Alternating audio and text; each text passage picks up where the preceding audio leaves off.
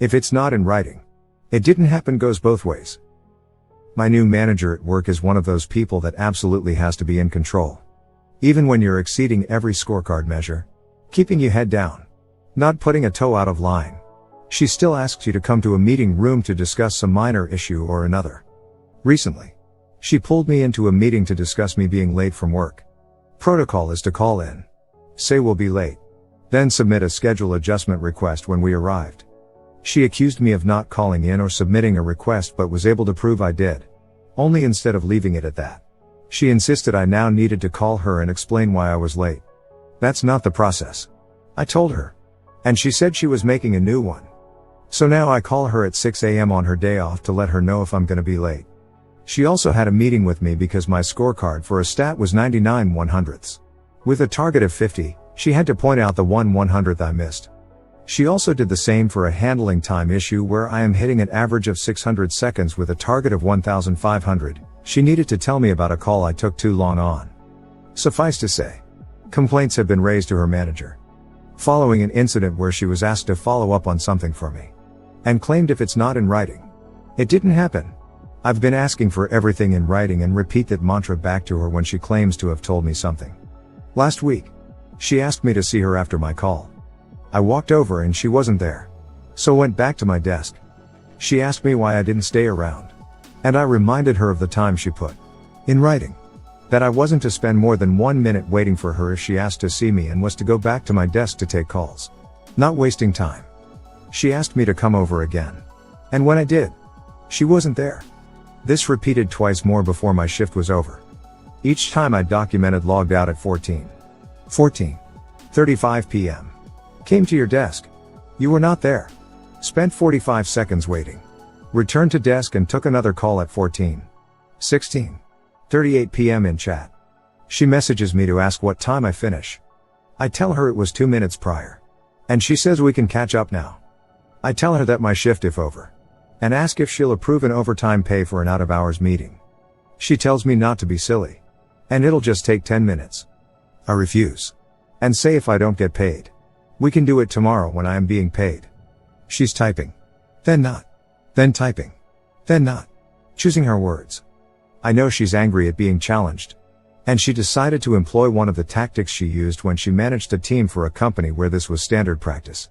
Okay. Well, if you'd like to go home now, I can always make it a formal meeting.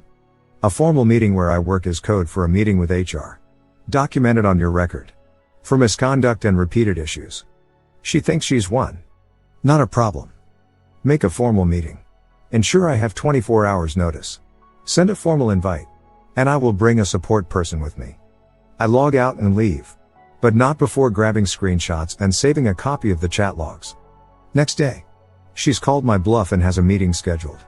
I send it to my union rep. And she comes in on the day.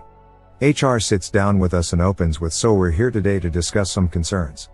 Your team leader asked you to attend an off-the-cuff catch-up 3 times. And for some reason you refused? I quickly clarify what actually happened. My manager claims otherwise. And I repeat her mantra, if it's not in writing, it didn't happen. Then I supply receipts, her demands to put things in writing, her chat, my timestamps, my call logs, and her message to me afterwards. My union rep stares at the two of them with a small smile and asks, so do you maintain the position that employees should attend meetings unpaid, and that misconduct investigations are a good use of resources if they refuse? HR said there may have been a miscommunication and that I could return to work. I have it put in writing that I am not accused of any misconduct and have been cleared of any false accusations, with nothing documented on my staff file. Yesterday, my team was advised that our team leader had decided to pursue opportunities outside of the company and we were getting a new manager. I really don't get it. I'm a manager, and if I had an employee that's demolishing expectations, I'd be leaving them alone and make sure that they get a good increase come performance review time. Yesterday, my team was advised that our team leader had decided to pursue opportunities outside of the company and we were getting a new manager. Translated from corporate, this means team leader made us look bad and we are not happy. Many years ago I worked for a company in a salaried position to take into account the new working time directive in the UK. I was on an average 36-hour week, working 3 days in the week and 1 at the weekend. They estimated my shifts to be 9 hours. But in reality, They were 12-hour shifts with 2 to 3 hours worth of traveling time per shift. So I built up quite a bit of excessive hours. When I came to take time off, my manager said that I had to arrange my own cover and I could only take my leave on my allocated days off and had to work my allocated days. I said that she was incorrect and she suggested I take up the matter with HR. So she was surprised when I did so and bought in my union rep. It was at this point HR discovered that I had built up enough excessive hours that I could have 2 weeks off before even touching my allocated leave. 20 minutes into the scheduled meeting, I was asked to leave so that my manager and the HR manager could discuss this matter. I used to work credit and activations for a mobile company with a T in the name. I got in trouble for my average call time being roughly 2.5 minutes when they were supposed to be between 5 to 7 minutes. Many of the people calling in were store owners activating phone for customers. But apparently I was supposed to chat them up to show good customer service. Maybe it's just me. But when I call a customer center, I just want done what I want done. As quick as possible to do without You keep having my time estimates? You're right. My estimates should be more reliable. A couple of decades ago, I was working as the only technical writer in a fairly large team of developers. Our manager was Cambridge educated, liked to cut estimates, and was particularly convinced that my job was easy and quick, and that I was lazy and terrible at estimates. He'd point out that the worst typist could type a page of text in an hour. So I should be getting through at least 8 pages of user manual a day. When he halved my time estimates and gave me the new deadlines, I, like the doofus I was, slaved away, worked unpaid overtime, and squeaked on over the line. And then usually ended up taking a couple of days sick leave to recover. That eventually got me called into HR for being unreliable. Humph. Something in me snapped at that point. The next project. The same scenario played out. I gave my quite good time estimates. He poo-pooed them and halved them. I shrugged and accepted his pronouncement. He pointed out that I really needed to get better at estimating my time. MC time. 2 weeks before the end of the 2-month project. He asked for an update. Oh. I'm a bit over a third of the way through the documentation, I said calmly, as though there wasn't a deadline staring me in the face. He blinked and asked for an explanation. Well, I told you it would take 4 months to do the amount of documentation you asked for.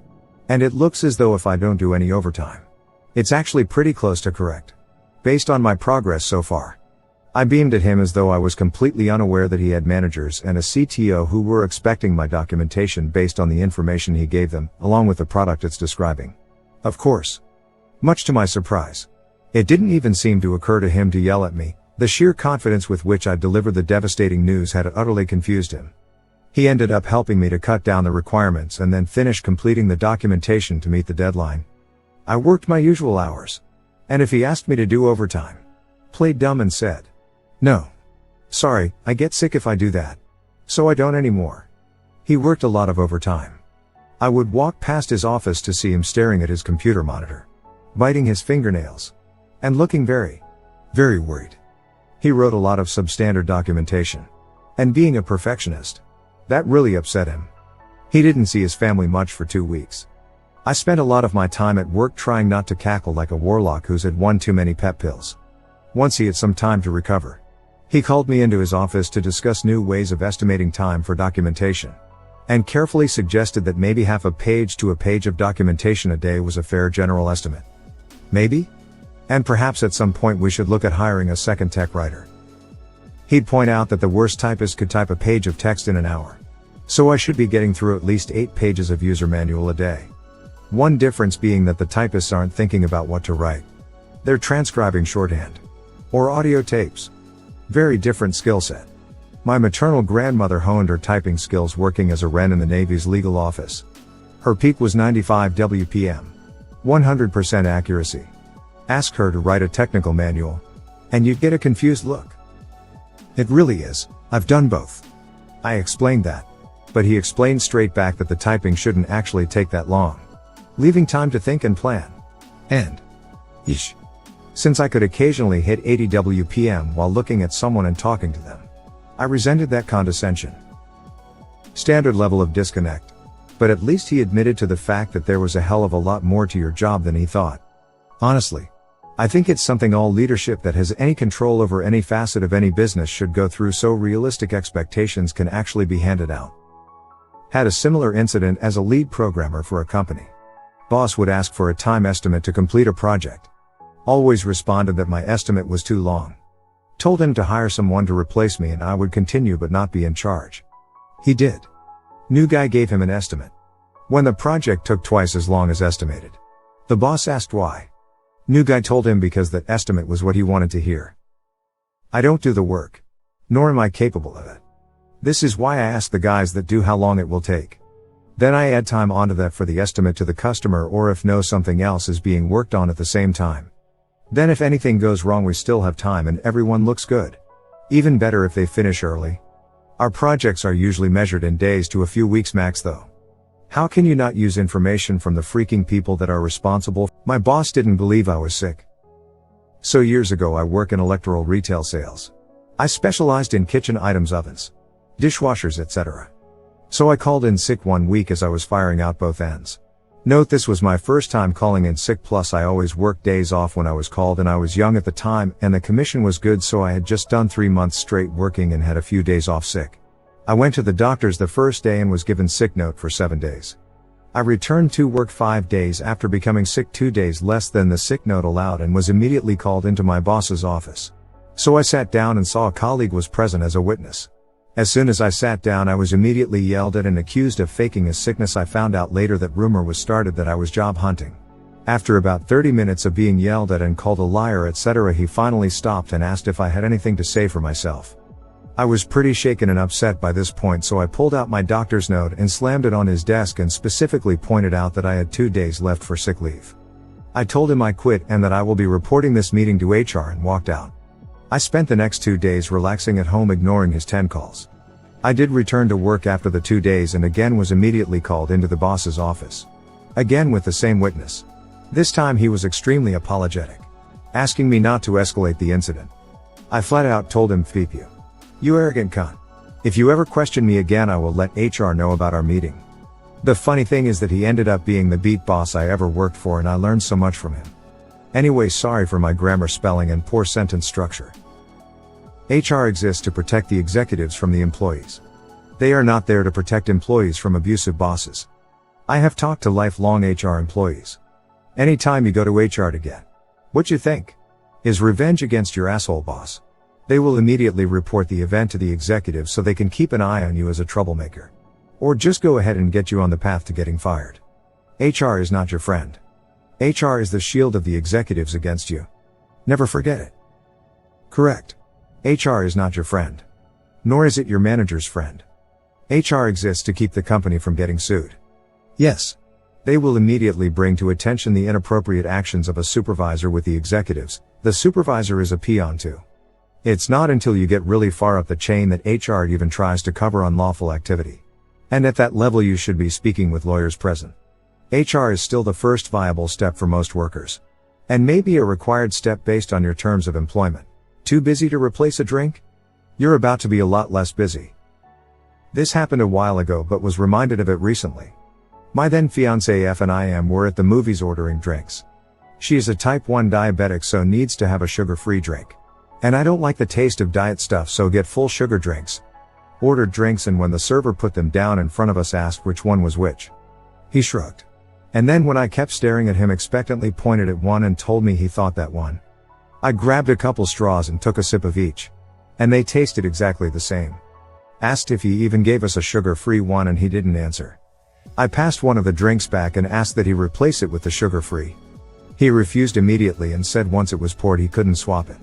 I explained the diabetes issue and told him I knew for a fact he could change the drink if a customer wasn't happy. He argued this wasn't the case and he'd be sacked if he swapped it, which I was flabbergasted by. Firstly because he was lying, and secondly because I just explained this was a medical issue and then half shouted that it was really busy and he didn't have time to change it. We'd already held up the queue enough. Stared at him silently for a moment, then asked, "You're new here, aren't you?" Silence from him. I then said, "I'm up. I'm one of the supervisors here," while handing him my employee discount card. "I'm off work this week, so we haven't met yet. Replace the drink so we can go and see our film. And we'll discuss this another time." Dude was as white as a sheet but got the new drink. A few days later he's in a disciplinary meeting for failing to follow policies and giving poor customer service. Usually that would have resulted in a warning. But trying to force a customer to take a drink that could theoretically put her in a coma upped it to him getting fired. Not only that, but the reason he got a job there in the first place was that his GF worked there and put in a good word for him. His behavior. Both the incident itself, she was pissed that she now looked bad for recommending him, and the way he apparently whined about it for weeks afterwards and tried to find a way to sue the cinema instead of looking for a new job led to her dumping his ass. So guy went from being too busy to pour a drink to having no job and no relationship. Guessing he had a lot more free time on his hands after that. Edit.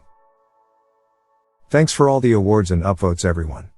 Fairly new to Reddit and this is my first submission, so apologies if there was a more suitable sub. Lots of people saying didn't class as petty revenge or if I'm not familiar with the etiquette. This is probably one of the best petty revenge stories I've seen on this subreddit. I'm mostly just commenting to boost it in the algorithm since it doesn't have much traction. But I still wanted you to know that I loved it. Am I the only one who thinks this is a totally justified, non-petty, corrective action? Op addressed a potentially harmful situation, gave the other party the chance to correct his mistake, and then made a correction that was best for his workplace and customers. Undefined.